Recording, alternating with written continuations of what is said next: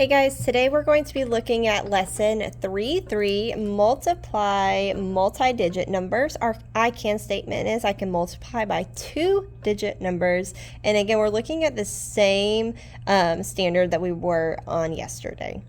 Our solve and share question says, a local charity collected 163 cans of food each day for 14 days. How many cans did they collect in all? Explain how you found your answer. So I'm going to go and I'm going to underline my question. How many cans did they collect in all? And I need to circle the important information. 163 cans each day for 14 days. Now, there's a couple of different ways I can do this. One is my standard algorithm, 163 times 14 days, or we could also use our box method. So I think I'm going to use the box method for this one because I'm not 100% sure. In your case, you might not know how to do the standard algorithm for this. You might. If you don't, we'll do it this way. All right, so if you remember the box method, you're breaking it apart by its place value. So we're going to have 10 plus 4 is going to give us 14. And then we're going to break it apart by its place value going this way also. So I have 100 plus 60 plus 3. So now I'm just going to multiply. What is 10 times 100? That's going to give me 1,000. 100 times 4 gives me 400. 60 times 10, that's going to give me 6 with 2 zeros. 60 times 4, 6 times 4 I know is 24, and then add my 0. 3 times 10 gives me 30. 3 times 4 gives me 12. And then what do I do once I'm done with all of that? I add it up. So I have 1,000 plus 600 plus 400 plus 240 plus 30 plus 12. Now, do I have to add it in this order? No, I can add it any order I want to because of the commutative property of addition. So I'm going to add it. I have all of these plus 2 is 2. I have 4 plus 3 is 7 plus 1 more is 8. I have 6 plus 4 is 10, plus 2 more is 12. Put down my 2, regroup my 1. 1 plus 1 is 2. So I should have 2,282. 282. That's how many cans were collected. Cans collected. Okay, I really like the box method because you break it apart by its place value and it's easier to solve. But again, whatever is going to work for you. So let's look at these other strategies that they're showing us. One of the ways that you can do this is to use partial quotients. So in this one, last month, a bakery sold 389 boxes of bagels. How much did they sell the last month? How many bagels did the bakery sell last month? So they have 12 bagels per box, and they have 389 boxes of bagels. So what they use for this one is our partial quotients. So the first step is using a standard algorithm. You're going to multiply by the ones place. So again, you're going to multiply like you would. You're going to pretend like that one's not there. And you're going to multiply 2 times 8 is 18, put down my 8, regroup my 1. 2 times 8 is 16, plus 1 is 17, put down my 7, regroup my 1.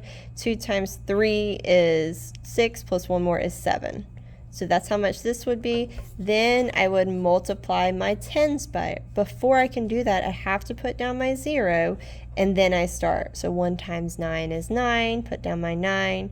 1 times 8 is 8, put down my 8. 1 times 3 is 3, put down my 3. And then I add it all up, which would give me 4,668. So both ways are going to give me 4,668, just a different way of doing it. All right, now if we go to this page over here, a theater can seat 540 people at one time. How many tickets are sold if a theater sells out every seat for one 30-day month? So we would be multiplying 540 times 30.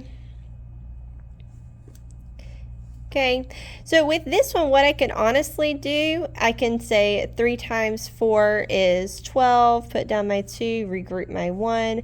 3 times 5 is 15, plus 1 is 16. And then I'm going to put down my 2 zeros, 1, 2 zeros behind it. So that one's a little bit easier. It says, is 500 times 30 a good estimate? If you rounded this to 500 times 30, is it a good estimate? Yeah, we can say that way because that's going to give us 15,000, which is close approximation to this. So yes, it would be a good estimate. Yes, it would be a good estimate. Okay, so now I'm going to do a couple different ways on these. I'm going to do a couple of box methods, and I'm going to do a couple of the standard algorithm, just that way you have extra practice on it. So let's start with a standard algorithm. That means you're going to multiply it just the normal old-fashioned way that your parents have probably taught you how to multiply. So with that one, we have 6 times 6 is 36, so I'm going to put down my 6, regroup my 3. 6 times 3, so I'm still staying in my ones place and I'm going to my tens place. 3 times 6 is 18, plus 3 more is 21. Regroup my 2. 6 times 2 is 12, plus 2 is 14. So that's my first way. Then I bring down my 0 and start again. 4 times 6 is 24, put down my 4, regroup my 2. 4 times 2 is 12, plus 2 more is 14. Put down my 4, regroup my 1. 2 times 4 is 8, plus 1 more is 9. So then I add it up. That's a 6, that's a 5, that's an 8, and that's a 10.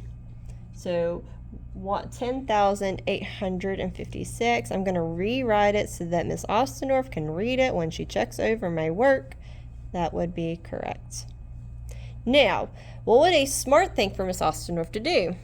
Grab a scrap piece of paper, and that's what I'm going to do right now. So ignore this because that's just a random piece of words.